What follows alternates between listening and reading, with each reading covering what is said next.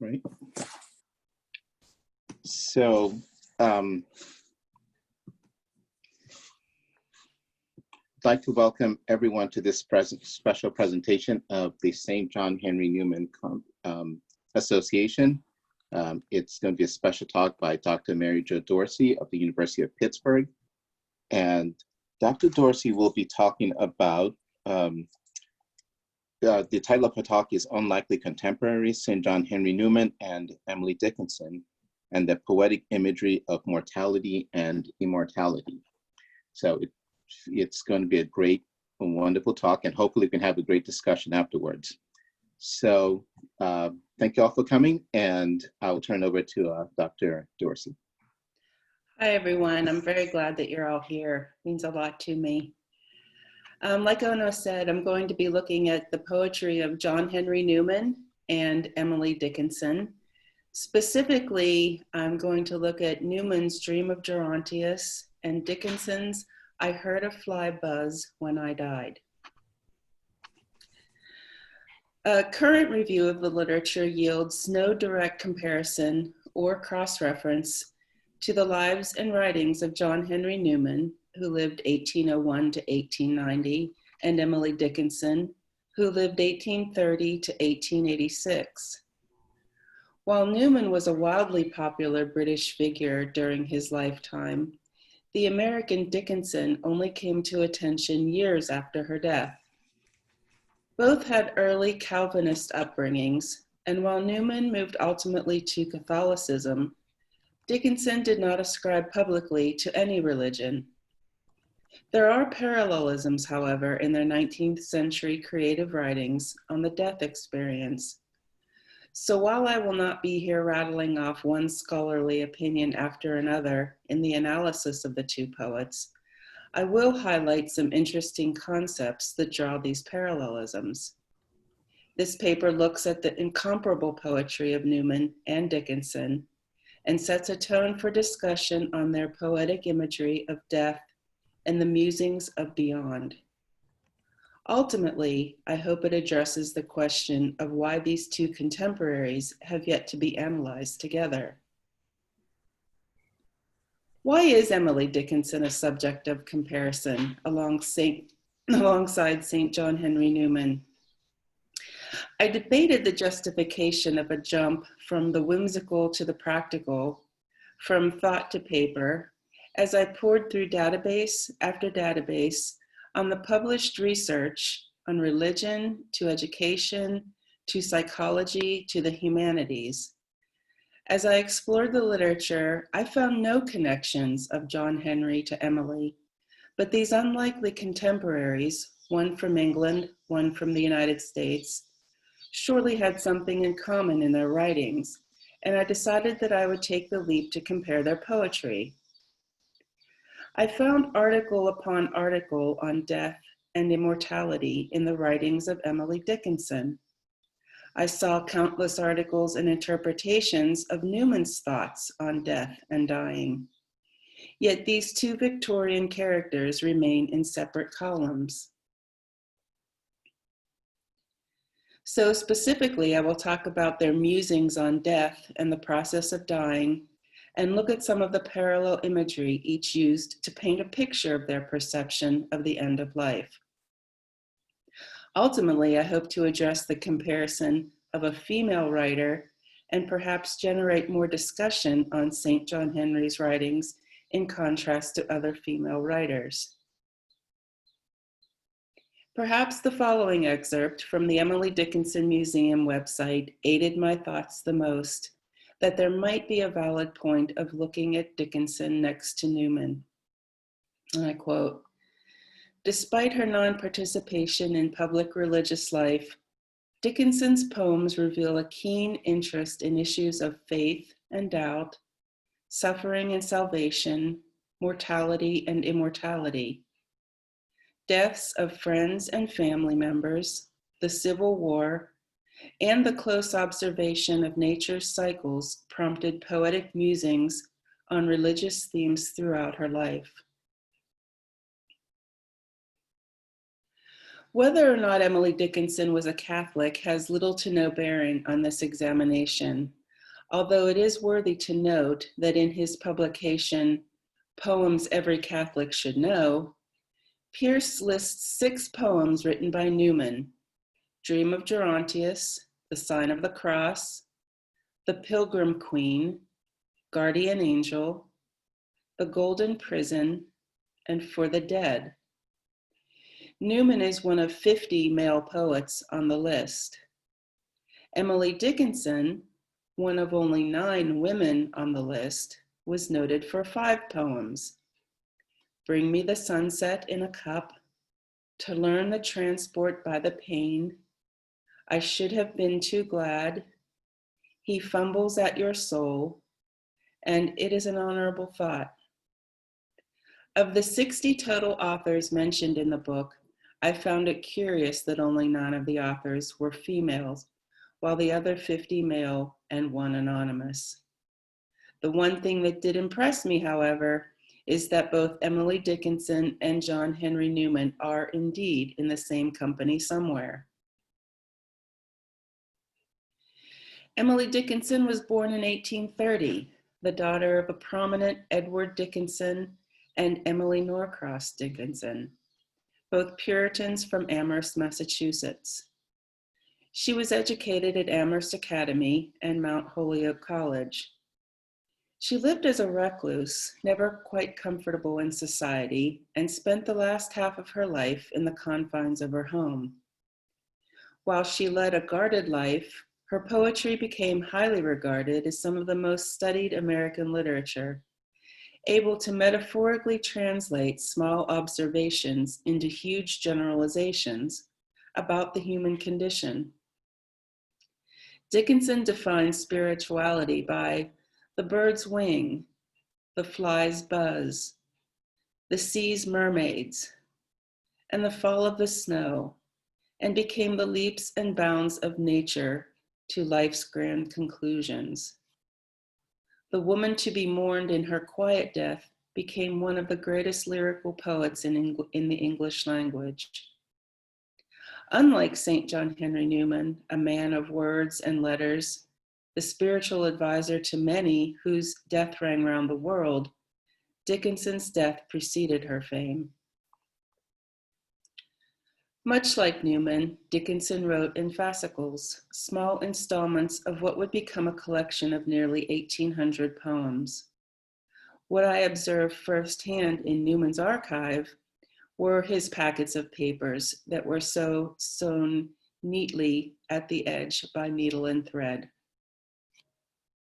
I've selected one poem of hers, along with one of St. John Henry's, to write about that addresses death and the process that is perceived by both authors. Perhaps a further analysis of all of Newman's and Dickinson's poetry placed side by side can generate another study. I first want to talk about faith. Lead, kindly light, amidst the encircling gloom, lead thou me on. The night is dark and I am far from home, lead thou me on. Keep thou my feet, I do not ask to see the distance seen, one step enough for me. Before talking about death and immortality, I mentioned faith. Both Newman and Dickinson wrote from their hearts, and the result was a distinct linguistic form of their character. Without faith in something larger, namely God, neither poet could have conceived some of their most striking words. Starcevic notes how much the ideological association with the Oxford movement influenced Newman's poetic endeavors, comparing his Oxford movement ideas with Romanticism, or the high guardian of imagination. Newman's relationship to poetry is as a force of creation next to Dickinson's imitation. Prior to this, Anastasius, Newman's romantic hero, if you will, appealed to his imagination during his potentially deathly experience with typhoid on his Mediterranean trip with Keble. Upon his recovery, he felt such an upsurge of joy. He wrote his motto, "Lead kindly light." It is Newman's coming back from death, his walking back. Lead thou me on, one step is enough for me, of faith in God. To continue the poem, I was not ever thus, nor prayed that thou shouldst lead me on. I love to choose and see my path, but now lead me on. I loved the garish day in spite of fears. Pride ruled my will, remember not past years. So long thy power hath blessed me, sure it still will lead me on. O'er the moon and fen, o'er circling crag and torrent, till the night is gone, and with the morn those angel faces smile, which I have loved long since and lost a while. Now I'd like to move to Emily Dickinson's faith. Faith is the peerless bridge, supporting what we see unto the scene that we do not, too slender for the eye. It bears the soul as bold, as it were rocked in steel with arms of steel at either side. It joins behind the veil. To what could we presume the bridge would cease to be to our far vacillating feet of first necessity? Despite experiencing unanswered questions, as Mary did in her agony, Dickinson reflects on faith in Mother in her definition poem. She writes with a mental weighing and probing of possibilities. It opens with a single monosyllabic word, faith, followed by a strong metaphor that we must really think about in order to get the meaning. We start off with an overall reaching of what we can see and what we cannot see. Secondly, the bridge personified as Mother, rocking us with its arms of steel. Third, our wavering confidence takes us to what the bridge joins us, our invisible faith in Mother. The Mors Viva. The Mors Viva, translated from Latin, living death, the eternal, immortal soul, are written, painted, sung, and artfully crafted through all of the senses throughout traditional Christian eschatology, portraying consciousness as persisting through the process of dying. I envision the Mors Viva as a mysterious event that humans experience in that transient state between life and death, given the time, God willing, to discern our presence in front of God or to see our last perilous moment of darkness. This is why it is a much greater highlight in the history of poetry to rely on the depth that both Newman and Dickinson give to paint an image that can give us such pause. While the Mors Viva is conceptualized throughout history by any number of theologians, artists, and scholars, it's the literary rendings of John Henry Newman, the beloved theologian, priest, author, musician, artist, and recently canonized saint, and Emily Dickinson, one of England's English language's greatest known poets, whose life to death transitions have yet to be compared.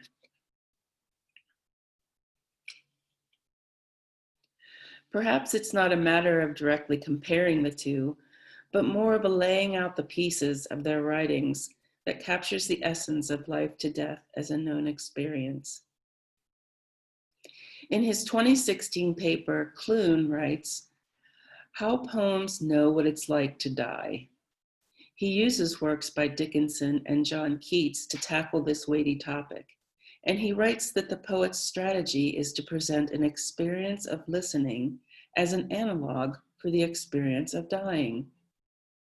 Does the poet have something analogous to the death experience? And if so, how do they know?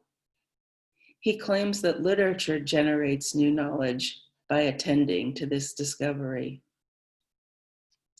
In Newman's Mors Viva, Dream of Gerontius, Newman writes Gerontius' last moments of life on earth before he departs and passes through purgatory. The poem follows Gerontius as he nears death, as he becomes a soul preparing for judgment, and gives the reader an idea of what it's like to experience redemptive suffering. We know of his coming death not by concrete senses at first, but by a feeling never before felt. Then we begin to hear death by its knocking, its dire summons at my door. We know that death is coming because we can hear it. It is familiar as a knocking on a door. Gerontius bodily floats on the wind, telling us how it lingers there as the wind flaps its hideous wings. His suffering persists. He hangs there while death continues to stir. As his soul awakes on the other side, it is rested and hears no more the beat of time, nor the sound of the mortal day. His body is no longer measured by breath or by pulse. However, Gerontius continues to hear. Is this our strongest sense? The voice in his deathbed room until silence becomes. He hears the voice in his deathbed room until silence comes and he is alone. Is he alive? Is he dead? Newman illustrates a vision of how purgatory might appear as he hears the assistants rescue him. He's unsure of his body, but then again he hears singing, but not with his earthly senses. And he says that he would never know with these very senses that he had arrived at this place that is not earth. He hears again a hubbub of the demons approaching and lends us his senses to know the situation. He questions his senses, wondering if he shall see God as certainly as he hears the angels, because everything has been dark since he left earth. Or is this his penance? All of his senses remain except for sight. It is at this point that the angel tells him that his senses are no more and that he's now in a state of signs and types, perhaps a cognitive state, and he is wrapped and swathed around in dreams and the senses, or that which to the soul are senses. It is a Christian passage from this world of shadows to the unseen world of eternity.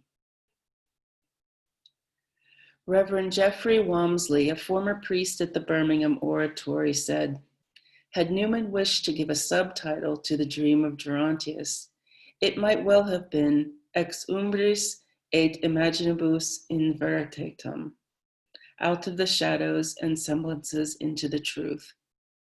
This is Newman's epitaph, which is also engraved in the cloisters of the oratory.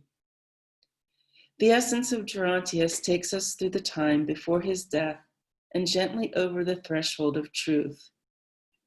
Newman held on to the phrase, out of the shadows and semblances into the truth, from a very young age, always intending to create a great poem that revealed a faith that would take us closer to truth. Newman told his friend T.W. Allies that, it came into my head to write it, I really can't tell how, and I wrote on till it was finished on small bits of paper, and I could no more write anything else by willing it than I could fly.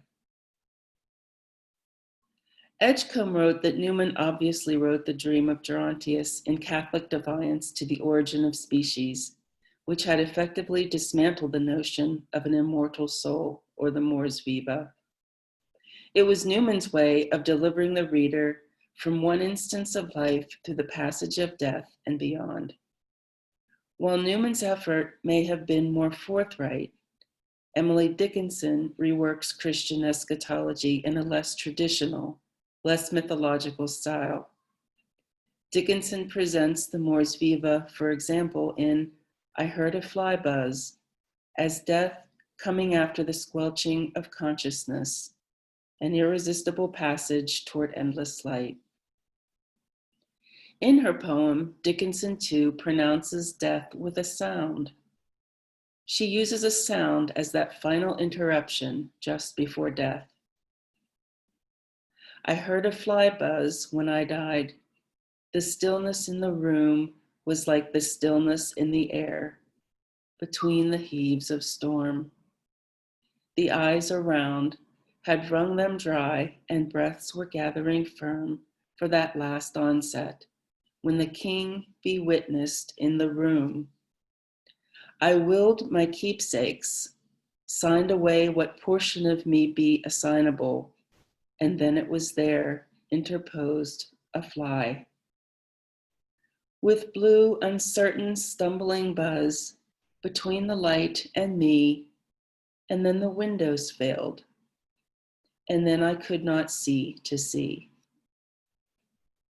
While Newman soared us through the descriptive world of in between, and we saw angels and demons and passersby, and the world was in a fourth dimension, Dickinson here keeps us focused narrowly on the fly and the reader's thoughts, as if he or she had their head laying on a pillow, staring quietly at the windowsill from the bed. The still room, the stale air of the room, the noise that we do not hear, it is as if we are the exact negative impression that Newman shows us in the lively affair into which Gerontius falls. Her last breath, waiting to be taken, then taken as she thinks of the material things she no longer needs, and that brings her right back to the fly, the buzz. Is this her brief purgatory? Between the light and me, and then the windows failed. Have her eyes closed? And just as Gerontius' senses had been so keenly absent, so our reader falls blind. Then I could not see to see. Doubt, loss, transition, death. In conclusion, I want to refer back to the fact that most analysis of Newman's work has been with that of other male counterparts. It was important to me to run this brief analysis on a small sample of Newman's and Dickinson's works in order to further develop a level of awareness for Newman's female contemporaries. It's not as though I'm trying very hard to be a feminist or that I'm trying to say that both authors portray feminist themes. The point is simply that there are few comparisons of women with Newman. Is it because of the patriarchy of the church, the Catholic Church, or is there no meaning at all? I do not think so. I believe it has to do with the fact that Newman held very few female contemporaries in his prominent genres of theology, religion, and education.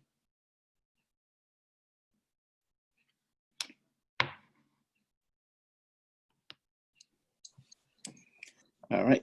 Thank you, Mary. Thank you, Mary Jo. And we can all give her a hand. Okay. So we have quite a bit of time for questions and discussion. So it looks like we have about 18 or I'm sorry, 21-ish people here. And I can't see everyone on the screen. So I think we can do this by, if you have a question, just go ahead and unmute yourself and then identify yourself, and you can go ahead and, ask a question or give your comment, or if you have a point of discussion, right? So yeah, you can go ahead.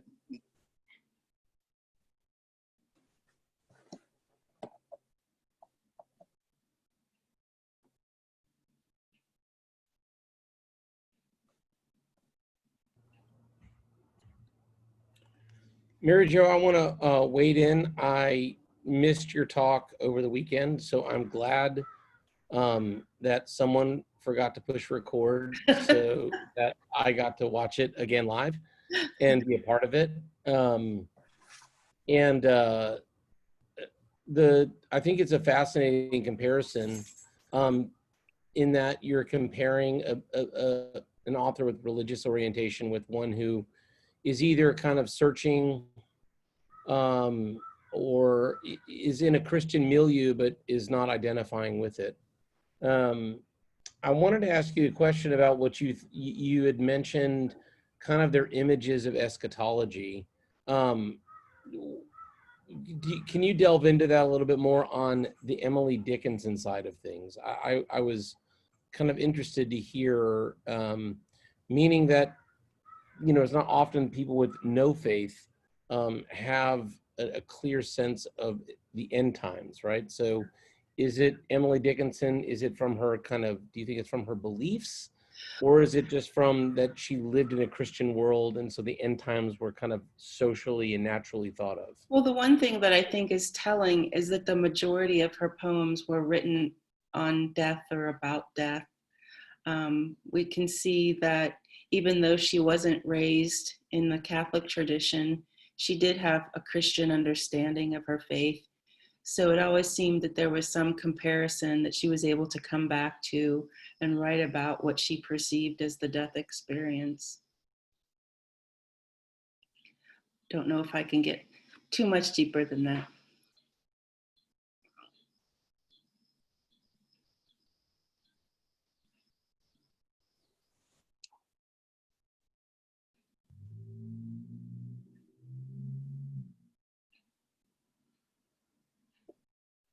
Okay, any questions, thoughts? Don't be shy, you can jump right in.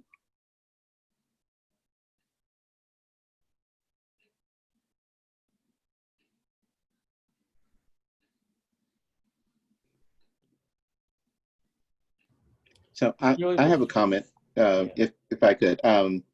So I'm sort of interested in the focus on the fly. And what do you think that says? I mean, with Dream of Gerontius, Newman is, the soul is focused on what happens afterwards. It's this whole body experience and being ushered beyond. So there's a look beyond. And so Newman seems to have that focus, and it seems expansive into another entire life or universe of things. But Emily Dickinson seems to be closing in, like his senses are going from the wider world into, and then begin to focus on this very little finite thing before it's of the windows or the eyes closed. So any thoughts about that? I mean, I guess maybe that's, I wonder if that's in relation to faith. If there's no beyond, then the, you know, the focus is on so the remnants of what you're experiencing finally before you finally close everything down. I see Emily Dickinson portraying death as a very simplified thing. The fly with wings, the angel with wings, compared to in Gerontius. The fly is such a subtle, small, has a very short lifespan, but it still has wings and can go about the room in this mysterious. It could have been some way of showing us that the fly not only had control of the room, if you will, for the reader looking, for the person looking at the fly, but it also had a small insignificance in the room. And we wonder whether or not, at least I wondered whether or not death was a big, big part of her thinking. I'm not sure if she perceived death as grandiose as Newman did. Gerontius' experience was multidimensional, and I kind of compare it to a fourth dimension even, but it's kept very small and quiet, and the smallness of the fly, the smallness of the one room makes me think that there was less thinking about death, or less extravagant thinking about death than what Newman did. Yes, go ahead. Thank you. Oh, thank you. Hi, can everybody hear me okay? Yeah. Okay, great. Hey, Mary Jo. Heather. This is a real treat. I really appreciate being included, and that just that Newman, you know, he's stuck with us over all these years, and that he's a real source of just inquisitiveness. And so I guess I'm wondering more about your process in presenting. It was very professional, very scholarly, but I know you're a fan, and you're clearly a fan of both Emily Dickinson and Newman. And I was listening. I kept just like wanting to see them at dinner together, you know, like, 'cause I have this sort of 21st century projection of like, these two would really get along if only they'd known, you know. And so where do you kind of draw the line of like fan and scholar in like, Oh, I'm much you know, more much more a fan than a scholar, believe me. yeah, but like Um, keeping those projections from like taking over the work, that I would find that difficult. It was difficult, and I'm not a scholar of the English language, nor am I a scholar of poetry. And I'm only just coming into my studies with Newman. So I felt like I was kind of putting myself out on the line. And in fact, I almost wanted to throw my arms up in the air this time last week, thinking that this paper isn't coming together. But I still felt there was something to it. There's something about Newman in his way, who was admired by so many people, had so many fans, had so many women writing to him as a spiritual guide. I wonder why, seriously have wondered why there have been no other comparisons to female contemporaries or females in general. And not in a big mysterious way, just where are the comparisons? Why isn't there anything else there? Why aren't more women Newman scholars, for one thing? I can go to a conference and be 10% of the population, if that. So it's a curious thing to be such a loved and admired person and yet still have so few female comparisons.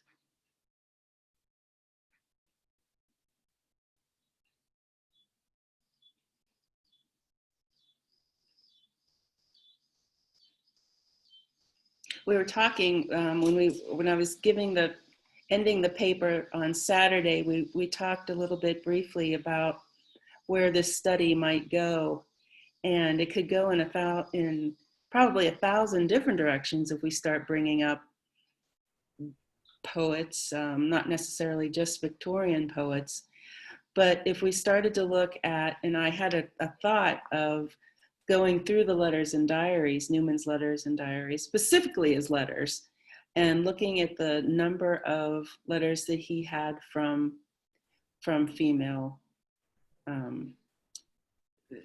churchgoers who were seeking his spiritual guidance. If we could look at if there was some way of bringing them into the light of being a contemporary, if you will, by maybe elevating what their grade level of writing was, using some kind of tool to scientifically measure and maybe predict what a contemporary might have been, a female contemporary of Newman might have been at the time. Because I bet we would be surprised that the women who have corresponded with him, and I've not read all of the letters yet, but I bet we would be surprised to see that a lot of them are probably right up around his level of education, had they been given the chance to have an education.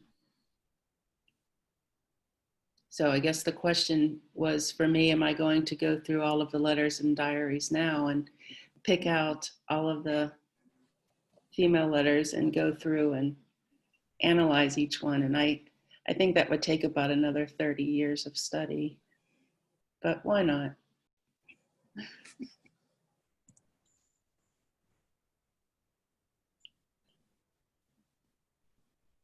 So do you know if he read any of the, well, I don't know all the Victorian female writers, but I'm thinking Frankenstein, and I'm not sure when that was written, but would he have read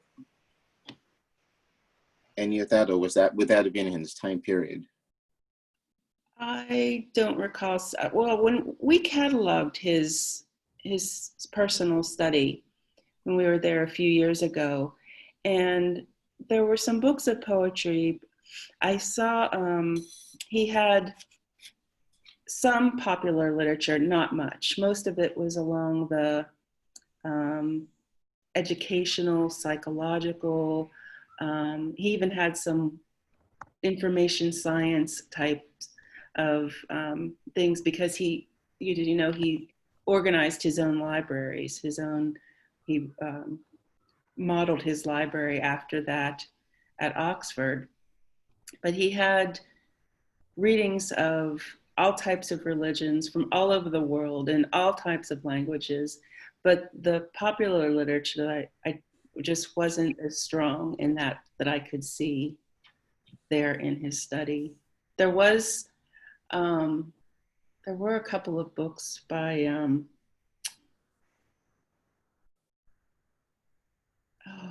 Lewis Carroll, I believe, The Adventures of Alice in Wonderland, signed copies actually. So that was right around his time period. And I think that Lewis Carroll's daughters or nieces had given him a book personally, and he had it in his study.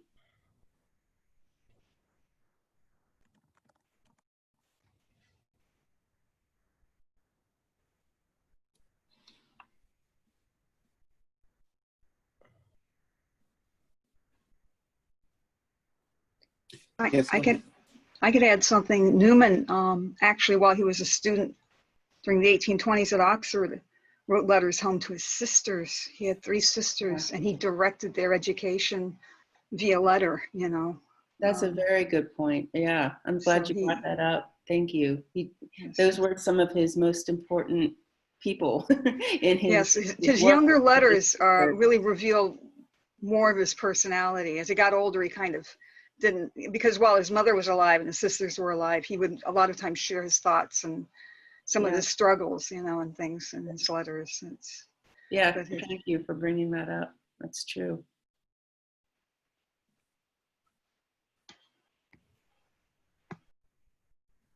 So I just have a question then. So when you say he directed their education, does that mean he told, would they have had access to the books? Did he have them read books, or just suggested the sorts of things that they should be studying? He does mention classical authors and things to read, and he kind of gives them little, depending on their age. He covers, you see these letters occasionally appear over the years. And as when they're first starting out, he kind of gives them assignments, but then as time goes by, he gives them kind of, more directed reading, and to the point where when he finally writes his first book, his younger sister Jemima actually becomes the secretary, so to speak, making helping him to copy out the final manuscript. And later letters between them show that she was not unaware of the points he was making and the things he was discussing in his book, that she was right in tune with, not what she'd been copying. She was reading it as well.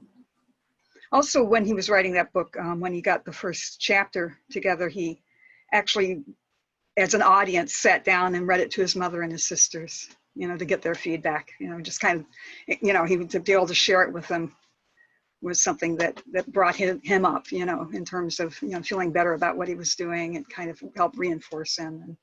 And he, he shared it with them, and I'm sure they praised it and said how great it was, Yeah, the admiration that he had for his sisters and his mother makes me wonder how he felt about not quite having many close women friends as he grew older.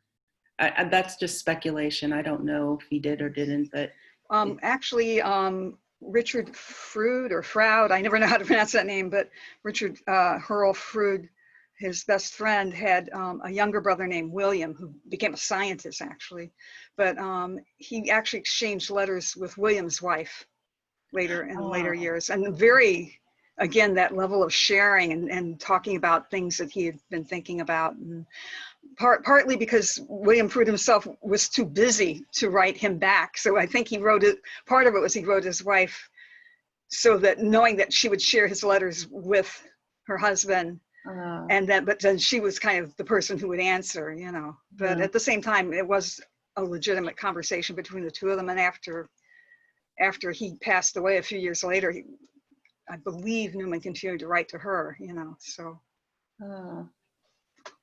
Interestingly, William Froude was, I mean, he was very accomplished. He was a railroad engineer and developed something called the curve of adjustment, which I'm not sure what that is. And then he went into hydrodynamics. And I happened to, when I was studying, you know, with John Ford at Catholic U, I lived in a parish, and there was a guy who worked at some government hydrodynamics lab or something. And yeah, he didn't know anything about Newman, but when I mentioned the name William Froude, he recognized the name just from, you know, what Froude had done more than 100 years prior. Harold Froude was very special as well. Because he died so young of tuberculosis, he's really not on the map. Nobody's really heard of him. And yet he went to Barbados the final year of his life. The doctors sent him there because of the climate. And while he was there, he started a seminary. He set up a school, an Anglican school, to form young men of the priesthood. And his intention was the young men who were there who were of African descent. You know, it wasn't just like to import elite people from Britain. It was for the local population, the local men, young men. And, you know, he was way ahead of his time, you know, and I was just amazed when I was reading, you know, what he'd done, you know, and there he is in the process of actually dying, you know, it was his last year of life. And yet that's what he chose to do when he arrived there and he saw a need. Okay.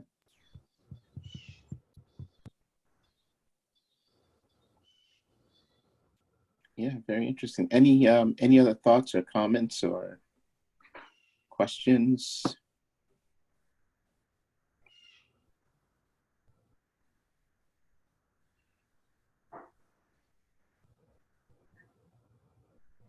I'm just wondering if you found it difficult to compare the two, since in terms of religion, they are so far apart, because Emily Dickinson really is kind of lacking a dimension that Newman has as a Catholic. And well, I think what guided me to these particular poems of hers there were some articles that were written on her depth of faith and how much faith she actually did have, and her writings that these articles in turn pointed me towards her thoughts on death. So the death, when I started to see the reflections, and I saw the publication by Pierce amazed me. The poems every Catholic should know. It kind of encouraged me to figure out more which other poems might have been on the list that Emily Dickinson had. Why was it just limited to these 5? Because her poems had such similarity. Yeah, that's what,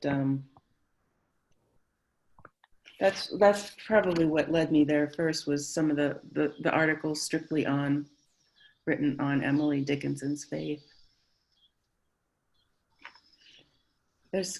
Curiously, I have a couple of books. One is a book of devotions. There's a set of Dickinson's poems written with a devotion for every day. It's Mending a Tattered Faith. And then there's another text that I use called The Art of Belief. So it weaves a little tale of Dickinson's thought processes towards life and death. And it was a nice, tidy little book to get some insight on.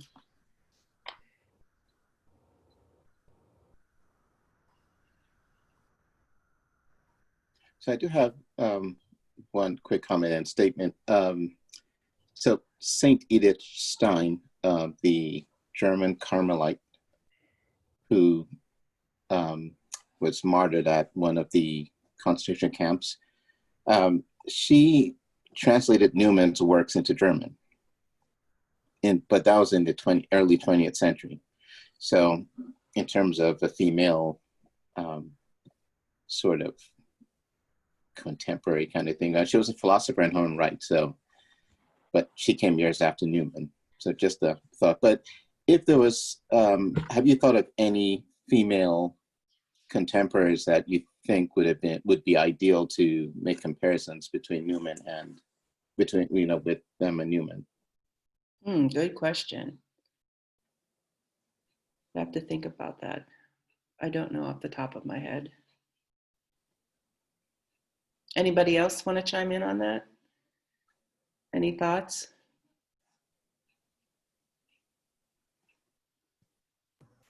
That's one of those that I'll come up with at like 4 in the morning and be like, oh. So yeah, give me posted. Yeah. I'll get back with you on that. Great question. I like that question. That is a good question. Yes, that is something. Bob Christie here. That is something that I wanted to ask, and Ono beat me to the punch. But Ono mentioned any contemporary female poet. Can you think of any that you might expand your research, even if it's not contemporary? Well, Give us any thoughts about that? I was looking at a long list of Victorian poets and how I might be able to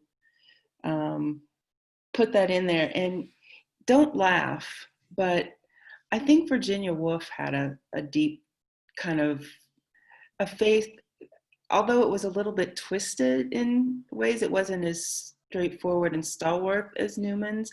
There's something that appeals to me there on a personal level that I would like to look at. I don't know, I don't have any answers off the top of my head, but there is something there that I'd like to look at. Well, you're into a very rich vein, Mary Jo. I really like what you're exploring. Kind of taking the road not traveled, or the road less traveled, as we say. You might want to look at Virginia Woolf's family situation when she was growing up and what kind of life she led before you get too enthusiastic about her. Ah, okay. Okay, yeah. I gotcha.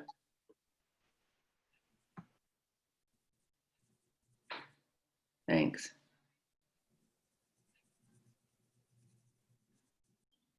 It sounds like that may be a warning. Yeah, that might be. But maybe you can find some redemption in that.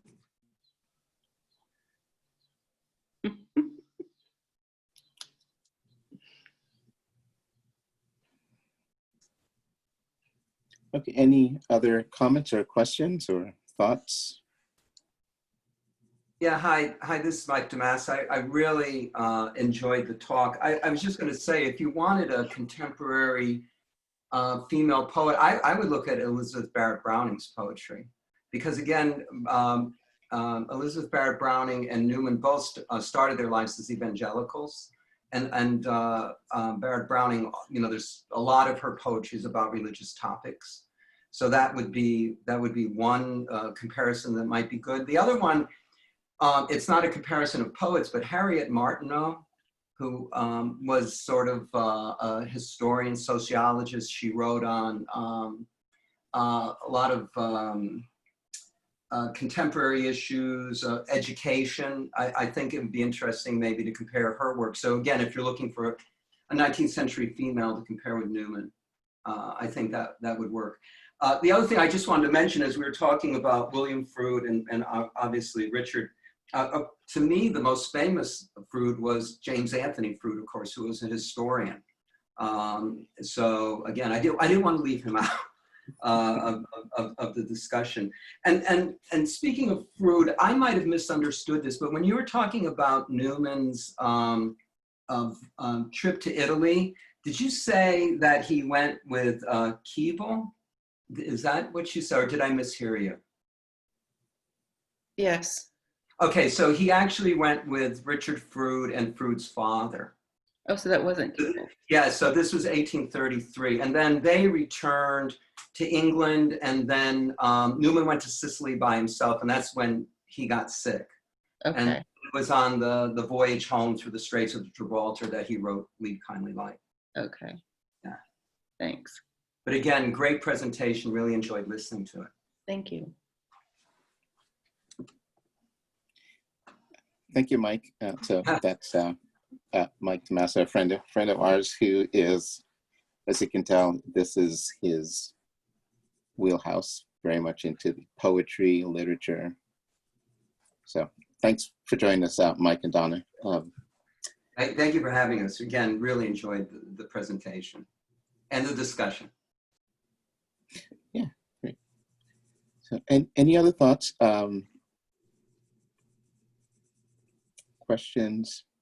So, of course, it looks like we all sort of have a connection with each other here, you know, either through the association or the Mary Jo or one of us. So if you have any other thoughts for Mary Jo, you can, you know, we can always communicate by email, and I think we'd all love to see this project, you know, so get launched, you know, meaningfully, because I think it's a great thing. So Mary Jo, do you have any sort of closing thoughts you'd like to leave us with? Yes, if there's any funding out there, I would love to. I could start something up in your name. I'd be happy to. Just kidding. Mary Jo, can you tell us how much time did you spend at the Birmingham? You spent time at the Birmingham Oratory? Is that right? Or I spent 4 years there. Okay. It's 4 years on and off, and I consider that 4-year degree better than any other 4-year degree I had. Because I learned a lot there.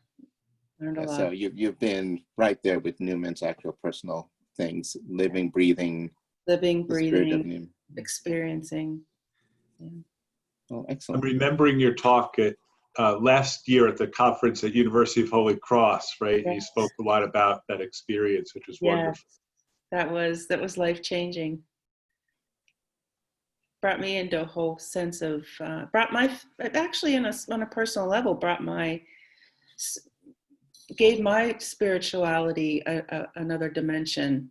I had run flat there for a while, and working in the oratory and in the church over there around Newman's presence, it really brought back, really gave me a sense of belonging to the world and the greater good of the world again. That whole conference was good. So seeing David, you were our host. Thank you very much for that.